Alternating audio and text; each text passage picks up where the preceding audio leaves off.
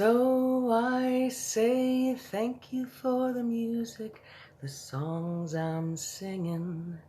Thanks for all the joy they're bringing. Who can live without it? I ask in all honesty. What would I be without a song and a dance? What are we? So I say thank you for the music, for giving it to me.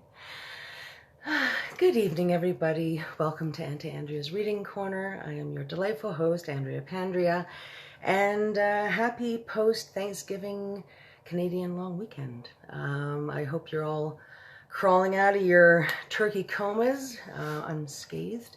I myself did not do the big huge fam jam thing. I kind of jammed on the fam, although it's not really like that. I kind of, actually forgot it was a long weekend until Friday, I guess it was. And then I was like, you know how you just have those moments where you're like, I'm really tired and I don't think I can handle going out this weekend. And I just thought, you know what, I'm going to take advantage and I'm just going to stay home and do some self-nurturing. And so that's what I did. Amanda, hi honey, nice to see you. So yeah, and you know what, I'm not the only one. I from what I understand, I mean, pretty much everyone I talked to did the same thing. Hey Daryl, nice to see you honey. Yeah, my brother, he did the same thing. Him and his husband stayed home and had a nice quiet weekend. A bunch of my friends did. And then oddly, the thing is, the people who did do the whole fam jam turkey thing, no one actually had turkey. From what I understand, they all did like, I don't know, fucking roast pork and like ham. And in my case, I had pan-seared steak with salad. It was absolutely delightful. Chad, hi babe. Oh, good evening to you, handsome. Good to see you. Yeah, I was just talking about the Thanksgiving weekend, so I hope you all had a good one. I'm always kind of bummed when I love a long weekend, but I hate the aftermath of a long weekend. Like, I'm actually still kind of like riveting, like I'm shaking, vibrating, because I've had such a busy fucking day. And a good day, like I killed it. I'm so glad I didn't. Hi, Emily, you made it on time. Oh my God. And I've got to go live with Emily and family. I can't, I'm not going to do that, but babe, I am so happy to see you here. Welcome to the live taping for a change. You're not turning me on at fucking like midnight. So yeah, I was just talking about the weekend and all that stuff and how today was just fucking madness. I literally just finished working. Like, I'm not even done yet. I'm like, I probably should not be done, but yeah, baby, ow. But you know what? You got to stop eventually, and so I did. I apologize ahead of time. I didn't have time to pre-read tonight's chapters. I've only had one vodka and lemonade, so I am definitely more animated, or I kill the animation a little bit better when I've had a couple, so it's okay. You'll forgive me for that. But yeah, tonight's chapters will be a total surprise to me too, for those of you who are new to this book. So you know, I'm sure I'll do a killer job as usual. I was waiting for Michelle. I just talked to Michelle literally half an hour ago, and she was going to try to be here. But you know what? That's okay. Emily, how was your weekend? How was your Thanksgiving? Was it good? Tell me. Oh, wait. I can do the I do the R's better with a little drink in my kip. I'm actually almost done this. I was ordering appliances with this Leon's guy the last 5 hours, and then 7 o'clock, boom, he's done his day. Well, I guess he doesn't want that fucking commission. Screw you, Dave. So yeah, I'll just order online myself. It was fab. My mama came over from the island. Oh, that's fantastic. That's so cool. It's nice to see your family, right? I mean, Like me, in my case, I've actually seen my family every weekend since, I think, mid-July. Michelle, she made it. Good evening, beautiful cousin. Mwah, mwah, mwah. I was just telling everybody how I just talked to you half an hour ago. You have zero excuses for not showing up on time. But I know you might not be able to stay. It's just really, really nice to see you. I love you. And I was just saying how I did miss the family dinner. But like a lot of people, I just wanted to have a quiet one. And I think, you just got to know when to call it. You got to know when to say, I'm going to be better and stronger for everybody next week if I just have a little rest. And that was certainly the situation for me. What was the question? Oh, I don't have a question today. I was talking about, basically just Thanksgiving weekend, saying I was hoping everyone was climbing out of their coma. And but the part of my monologue was that I noticed that most people just didn't really want to do it. I know you totally could have used a weekend off too. And it's nothing against people who don't want to do it. It's just that sometimes you got to now self-nurture. You got to know when to say when and just stay home and relax. So anyways, what time is it?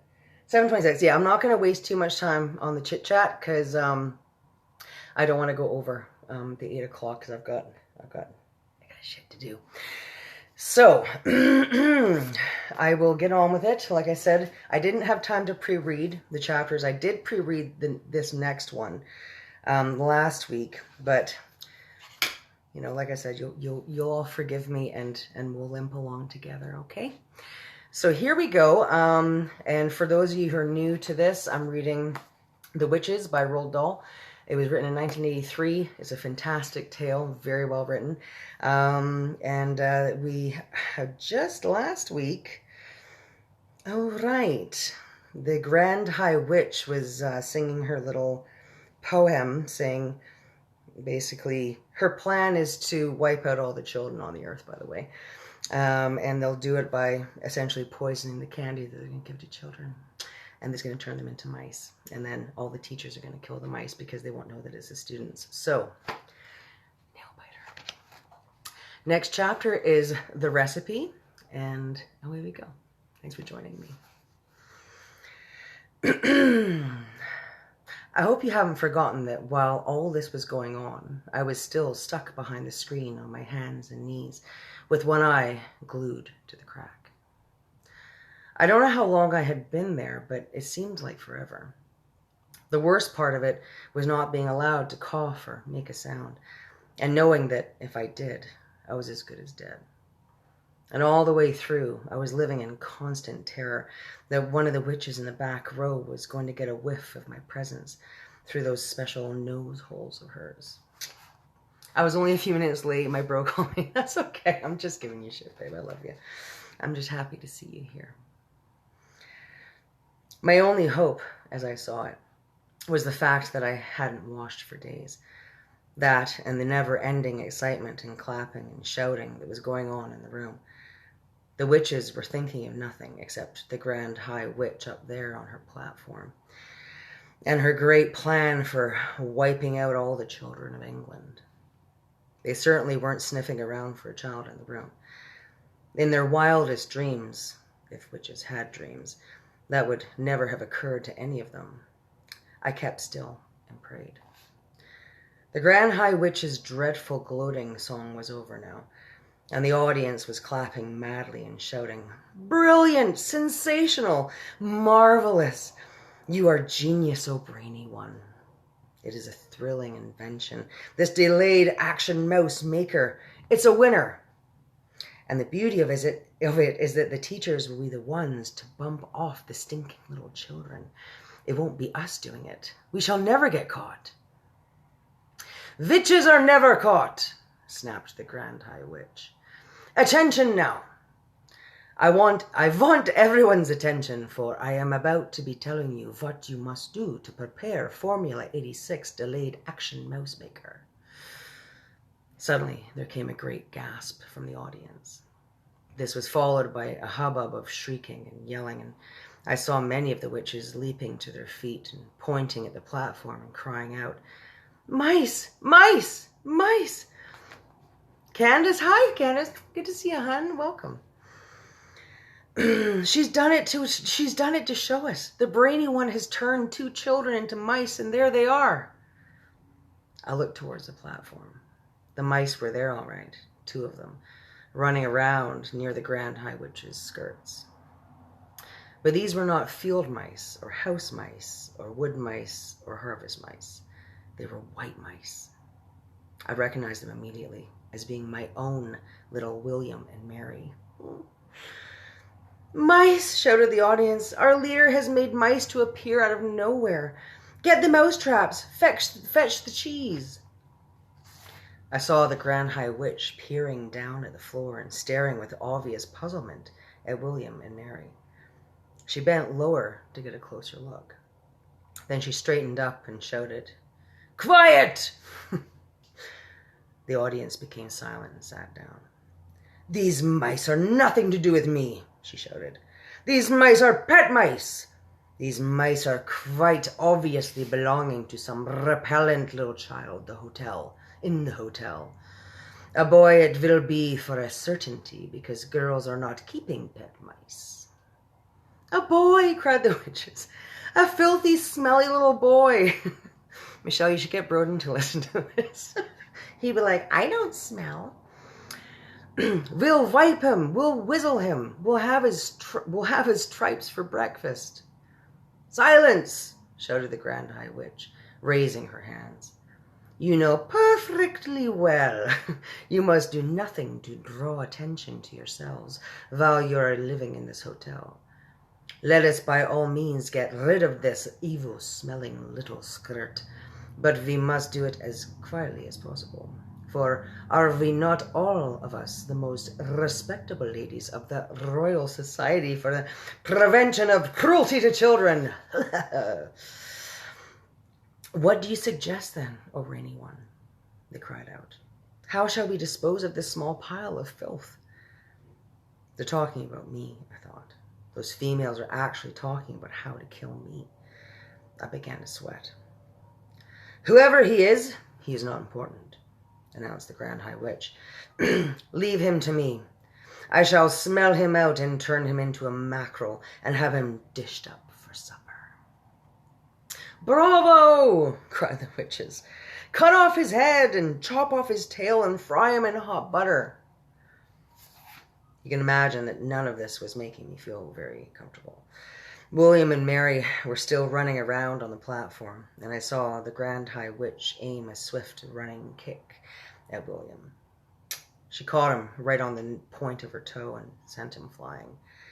She did the same to Mary. Her aim was extraordinary. She would have made a great football player. Both mice crashed against the wall, and for a few moments they lay stunned. Then they got to their feet and scampered away.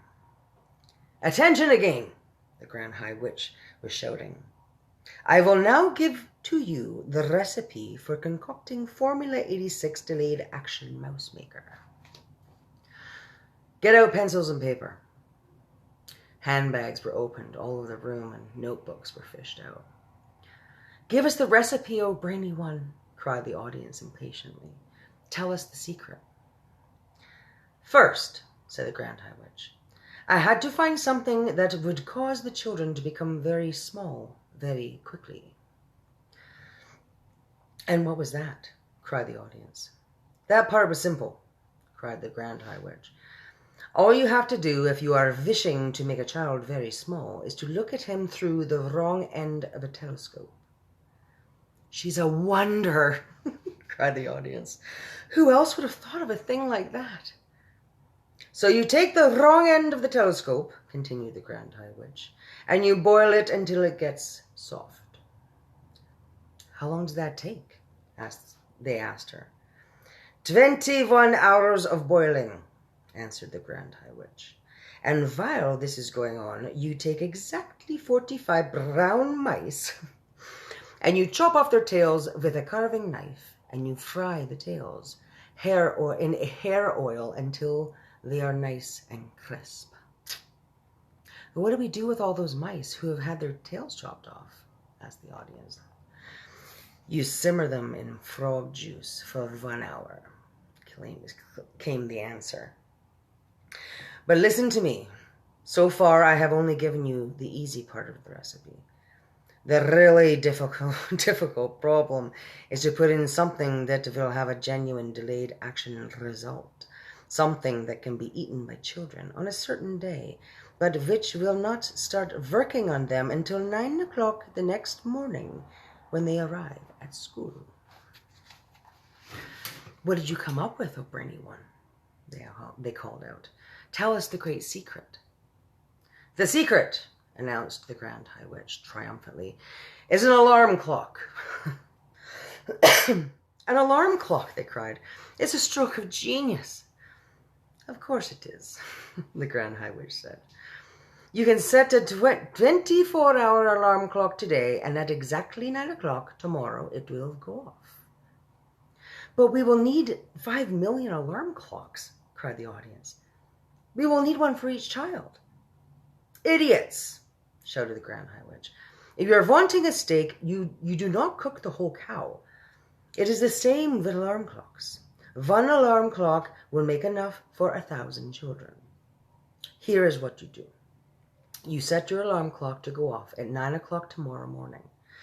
Then you roast it in the oven until it is crisp and tender. Are you writing this down? Sorry, I thought I saw Shannon there. We are, your grandness, we are, they cried. Next, said the Grand High Witch, you take your boiled red telescope and your fried mouse tails, and you cook mice, and your cooked mice and your roasted alarm clock, and all together you put them into the mixer. Then you mix them at full speed. This will give you a nice thick paste. While the mixer is still mixing, you must add to it the yolk of one Gruntle's egg. A Gruntle's egg? Hey, Dan. Good to see you, honey. A Gruntle's egg, cried the audience. We shall do that. Underneath all the clamor that was going on, I heard one witch in the back row saying to her neighbor, I'm getting a bit old to go bird's nesting. Those ruddy Gruntles always nest very high up. So you mix in the egg. The Grand High Witch went on. And one after the other, you also mix in the following items. The claw of a crab cruncher. Sorry, guys, I didn't pre-read some. This is all new to me. The claw of a crab cruncher, the beak of a blabbersnitch, the snout of a grovel squirt, and the tongue of a cat springer. I trust you're not having any trouble finding those. None at all, they cried out. We will spear the blabbersnitch and trap the crab cruncher and shoot the grovel squirt and catch the cat springer in his burrow. Holy shit. Excellent, said the Grand High Witch. When you have mixed everything together in the mixer, you will have a most marvelous looking green liquid. Put one drop, just one titsy droplet of this liquid into the chocolate or a sweet, and at 9 o'clock the next morning, the child who ate it will turn into a mouse in 26 seconds. But one word of warning, never increase the dose. Never put more than one drop into each sweet or chocolate. And never give more than one sweet or chocolate to a child. An overdose of delayed action mouse maker will mess up the timing of the alarm clock and cause the child to turn into a mouse too early. A large overdose might even have an instant effect, and you wouldn't want that, would you? You wouldn't want the children turning into mice right there in your sweet shop. That would give the game away. So be very careful. Do not overdose. It's a little bit of foreshadowing there. Next chapter. Bruno Jenkins disappears. And this is where I haven't read anything from here on in, so. Wet my whistle a wee bit. Here we go. The Grand High Witch was starting... I'm talking like her already. The Grand High Witch was starting to talk again. I am now going to prove to you, she said, that this recipe is working to perfection. You understand, of course, that you can set the alarm clock to go off at any time you like. It does not have to be 9 o'clock. So yesterday, I am personally preparing a small quantity of the magic formula in order to give you a public demonstration. But I am making one small change in the recipe. Before I am roasting the alarm clock, I am setting it to go off. Not at 9 o'clock the next morning, but at 3:30 the next afternoon. Which means 3:30 this afternoon. And that, she said, glancing at her wristwatch, is precisely 7 minutes' time. The audience of witches was listening intently, sensing that something dramatic was about to happen. So what am I doing yesterday with this magic liquid? Asked the Grand High Witch. I will tell you what I am doing. I am putting one droplet of it into a very squishy chocolate bar, and I am giving this bar to a repulsive, smelly little boy who is hanging around the lobby of the hotel. The Grand High Witch paused. The audience remained silent, waiting for her to go on. I have watched this repulsive little brute gobbling up this squishy bar of chocolate, and when he had finished, I said to him, "Was that good?" Sound familiar? He said it was great. So I said to him, "Would you like some more?" And he said, "Yes." So I said, "I will give you 6 more chocolate bars like that if you will meet me in the ballroom of this hotel at 3:25 tomorrow afternoon." 6 bars, cried this greedy little swine. I'll be there. You bet I'll be there. So the stage is set, shouted the Grand High Witch.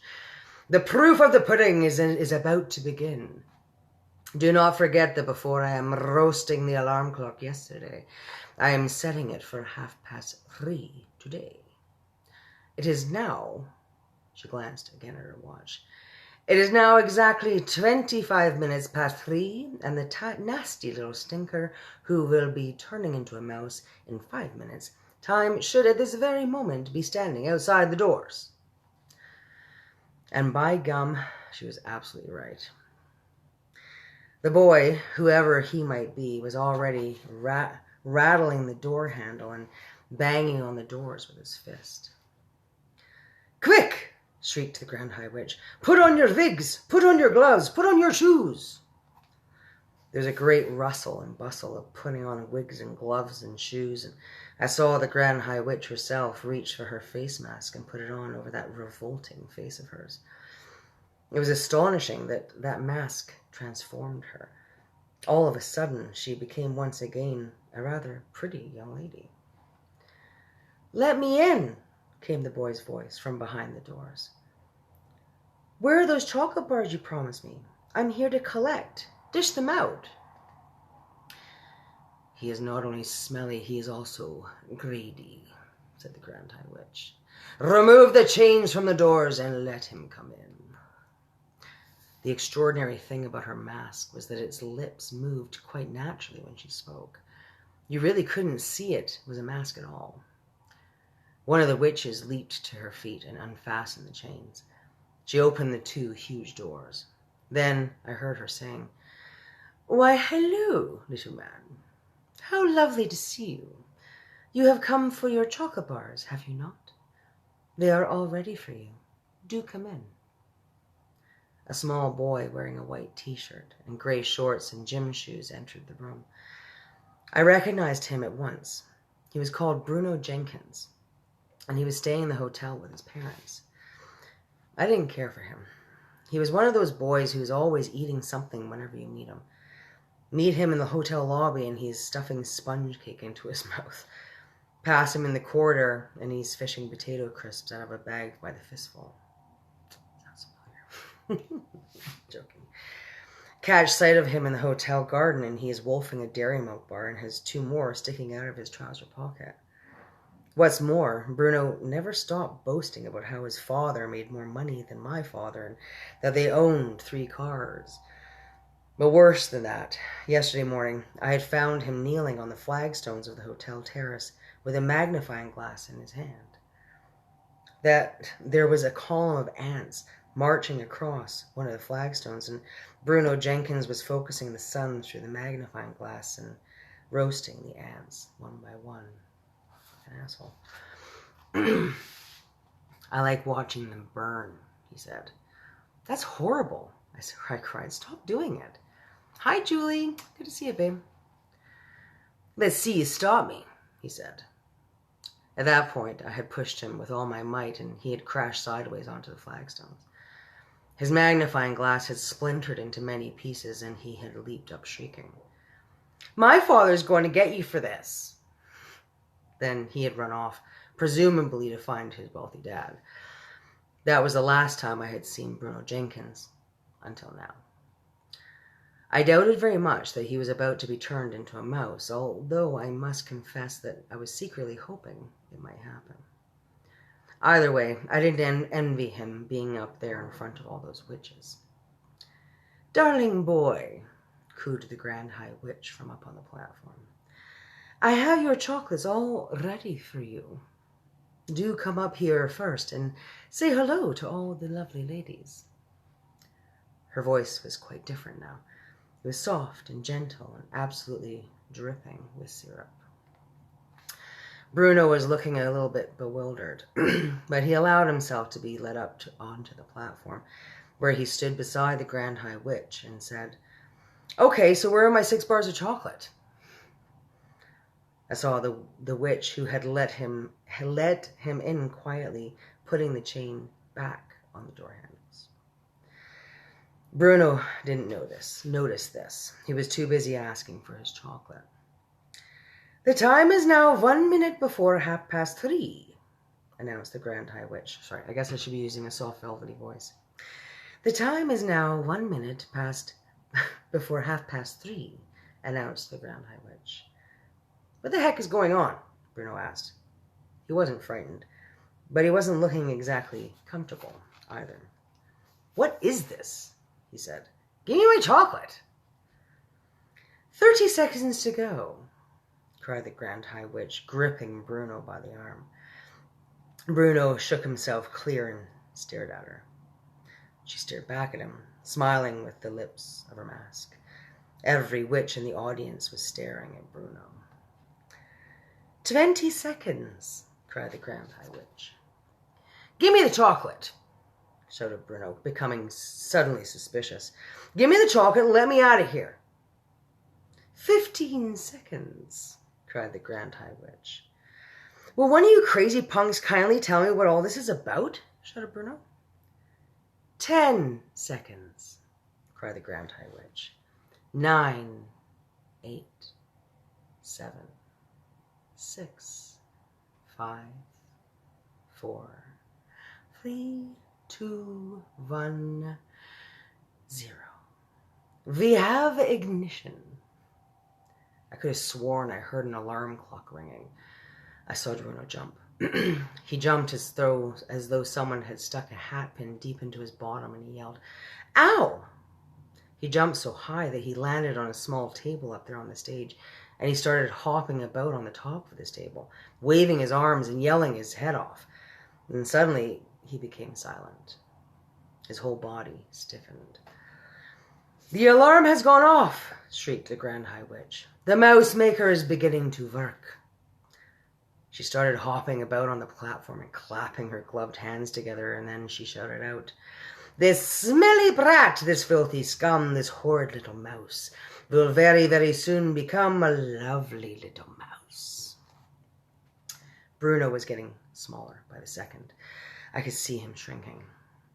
Now his clothes seemed to be disappearing, and brown fur was growing all over his body. Suddenly, he had a tail. Then he had whiskers. Oh, now he had 4 feet.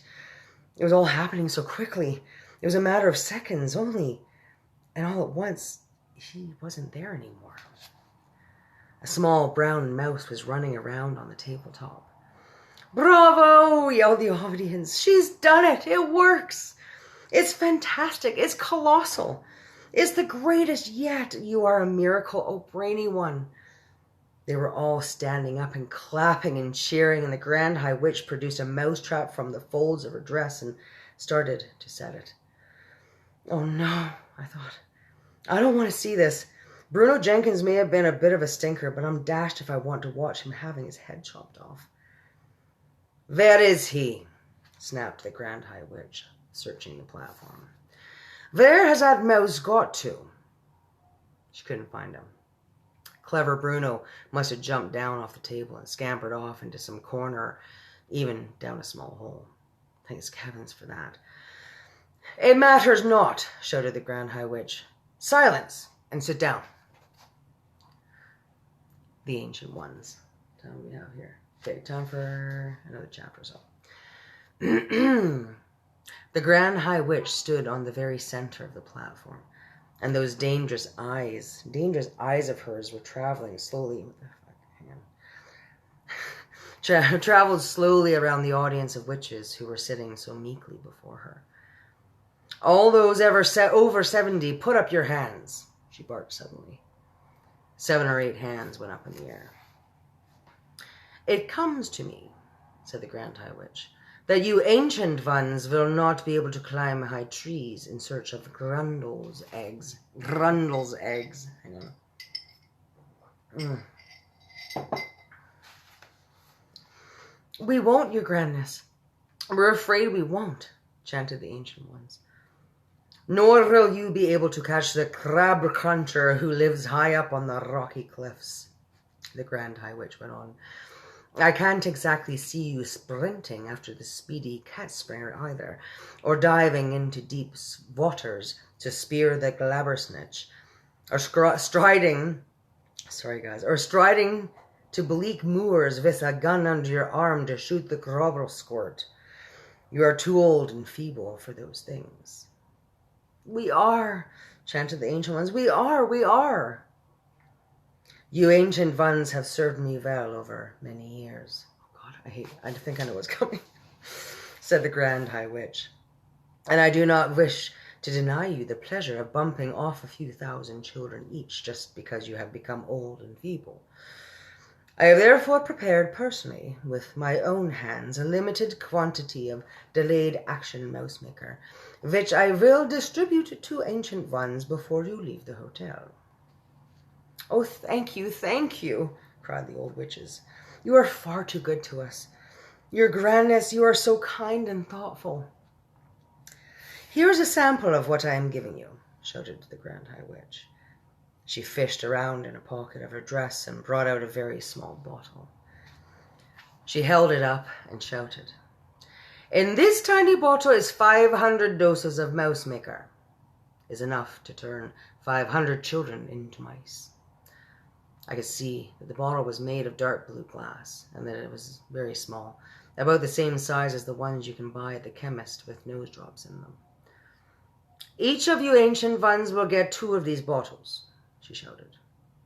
Oh, thank you, oh, most generous and thoughtful one, chorused the ancient witches. Not one drop will be wasted. Not one drop will be wasted. Each of us will promise to squish and squallop and squiggle 1,000 children. Our meeting is over, announced the Grand High Witch. Here's the timetable for the remainder of your stay in this hotel. Right now, we must all go out onto the Sunshine Terrace and have tea with this ridiculous manager. Next, at 6 o'clock tonight, those witches who are too old to climb trees after Gruntle's eggs will report to my room to receive 2 bottles each of Mousemaker. My room number is 454. Do not forget it. Then, at 8 o'clock, all of you will assemble in the dining room for supper. We are the lovely ladies of the RSPCC, and they are setting up 2 long tables specially for us. But do not forget to put the cotton plugs up your noses. That dining room will be full of filthy little children, and without those nose plugs, the stink will be unbearable. Apart from that, remember to behave normally at all times. Is everything clear? Any questions?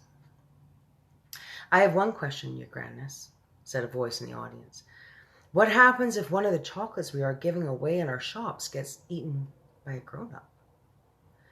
That's just too bad for the grown-up, said the Grand High Witch. This meeting is over, she shouted. Out you go. The witches stood up and began gathering their things together. I was watching them through the crack and hoping to heaven they would hurry up and leave so that I might be safe at last. Wait! Shrieked one of the witches in the back row. Hold everything! Her shrieking voice echoed through the ballroom like a trumpet. All the witches suddenly stopped and turned and looked towards the speaker. She was one of the taller witches, and I could see her standing there with her head tilted back and her nose in the air, and she was sucking in great long breaths of air through those curvy pink seashelly nostrils of hers. Wait, she shouted again. What is it? The others cried out. Dog's droppings, she yelled. Just then I got a whiff of dog's droppings. Surely not, the others shouted. There couldn't be. Yes, yes, shouted the first witch. There it is again. It's not strong, but it's there. I mean, it's here. It's definitely somewhere not too far away. What's going on down there? Shouted the Grand High Witch, glaring from the platform. Mildred's just got a whiff of dog's droppings, your grandness, someone called back to her. What rubbish is this? Shouted the Grand High Witch. She has dog's droppings on the brain. There are no children in this room. Hang on, cried the witch called Mildred. Hang on, everybody. Don't move. I'm getting it again. Her huge, curvy nose holes were waving in and out like a pair of fishtails. It's getting stronger. It's hitting me hard now. Can't the rest of you smell it? All the noses of all the witches in that room went up in the air, and all the nostrils began to suck and sniff. She's right, cried another voice. She's absolutely right. Dog's droppings it is. Oh, so strong and foul. In a matter of seconds, the entire assembly of witches had taken up the dreaded cry of dog's droppings. Dog's droppings, they shouted. The room is full of it. Oh, poo, poo, poo. Oh my God, the poo pixie. It just cracks me up. Why did we not smell it before? It stinks like a sewer. Some little swine must be hiding not so very far from here. Find it, screamed the Grand High Witch. Track it down, rustle it out. Follow your noses till you get it. The hairs on my head were standing up like bristles of a nail brush, and cold sweat was breaking out all over me. Rattle it out, this small lump of dung, screeched the Grand High Witch. Don't let it escape. If it is in here, it has observed the most secret things. It must be exterminated immediately. I'm going to stop there. Sorry, I can't even see it. 7:58, so that's a half hour. Sky! Sky! You just made it, babe. I just finished. Sorry. That's a half hour. I mean, that's 40 minutes, to be honest, because, you know, I started 20 after. I'm sorry, babe. I feel so bad. You're like that one that always checks in. But you know what? All you have to do... I know! I'm sorry, cousin. Sky, everybody, Sky. My beautiful cousin in Australia, who never misses one. I know, babe. I'm so sorry. It's just... But it is 8 o'clock my time now, which makes it 2... your time tomorrow afternoon. Anyway, the video is I'm going to be posting it seconds. It's okay, baby. It's all the same. It's just, you're not going to get the intimate interaction, but you're getting it now. Hugs and kisses to you and everybody. Oh, you're welcome, honey. It's right there. If anybody who's cluing in and wants to catch up with the tale, every video I ever did and every page I've ever turned is, if you go to pictures, albums, videos, they're all there. And just go backwards. Like the most recent one is the most recent one that I've done. So feel free to check in and feel free to catch up. Sky, I love you, babe. And I hope you enjoy your lunch and you'll have something to watch now. M, I'm so glad you got to listen live. I'm sorry I kind of stumbled a bit in that, I didn't, like I said, I didn't get a chance to pre-read, but you know what? The meat and bones were there. And I promise you I'll find the time on Thursday, which is only not tomorrow, but the next day away, to be fully prepared and roll my R's much better. So I love you all. Have a wonderful evening and take care of yourselves and each other. And I will see you Thursday at 7:10 to 7:20. Mwah. Holly, hi Holly, it's so good to see you. I just wrapped up my story, so I'm afraid you missed it. You're at the tail end, but as I was just saying, oh Candace, I'm so glad you joined me. You are so welcome, and it just fills my heart with joy that that y'all join me every Monday and Thursday, 7:10 to 7:20, or 7:10 to 8 o'clock. This wonderful tale, The Witches by Roald Dahl, written in 1983. I absolutely love it. I'm really enjoying reading it. It's a challenge. It's challenging my rolled R's mixed with that German accent that she's got. But I'm doing my best. Love you too, cousin.